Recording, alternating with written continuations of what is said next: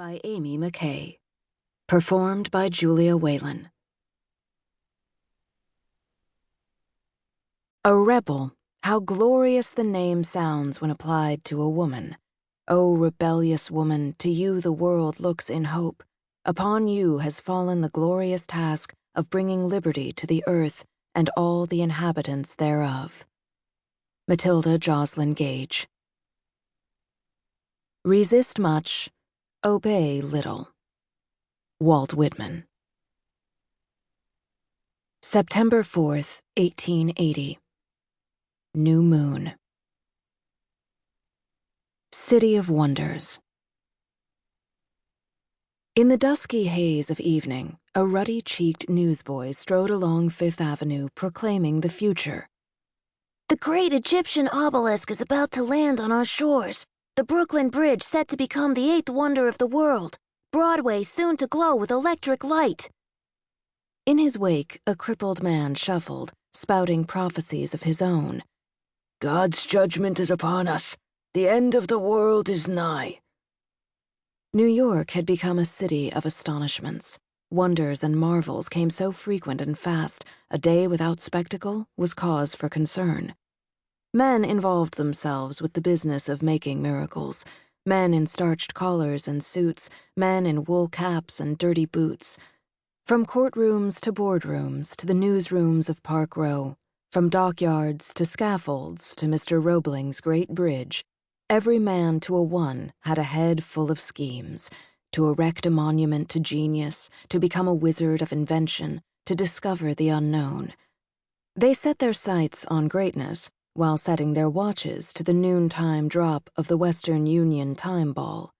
Their dreams no longer came to them via stardust and angels' wings, but by tug, train, and telegraph.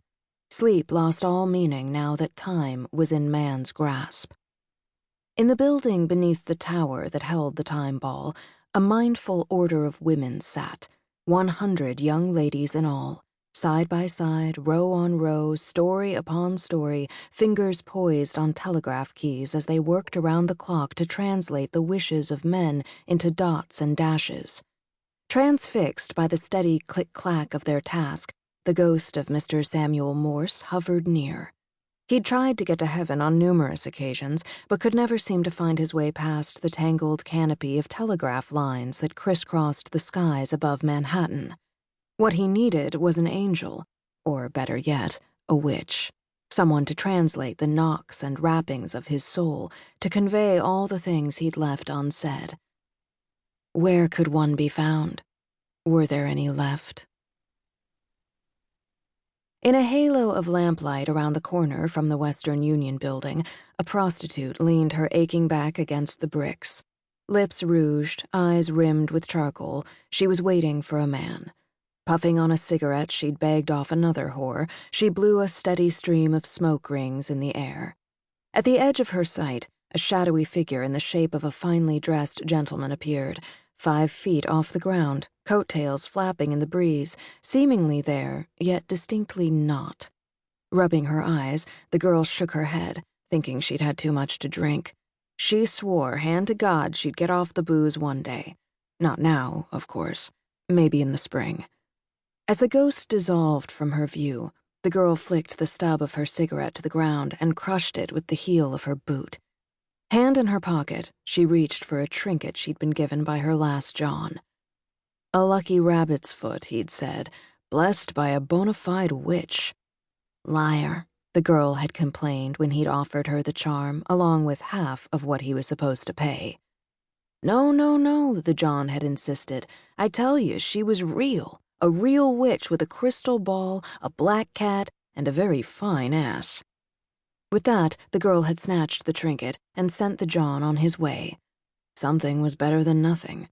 She needed all the help she could get.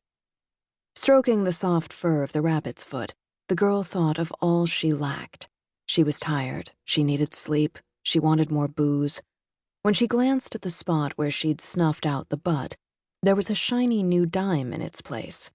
Picking the coin off the ground, she wondered if maybe the John had been right after all. Maybe the damn foot was lucky. Maybe the witch was real. Maybe because the John had dipped his willy in a witch.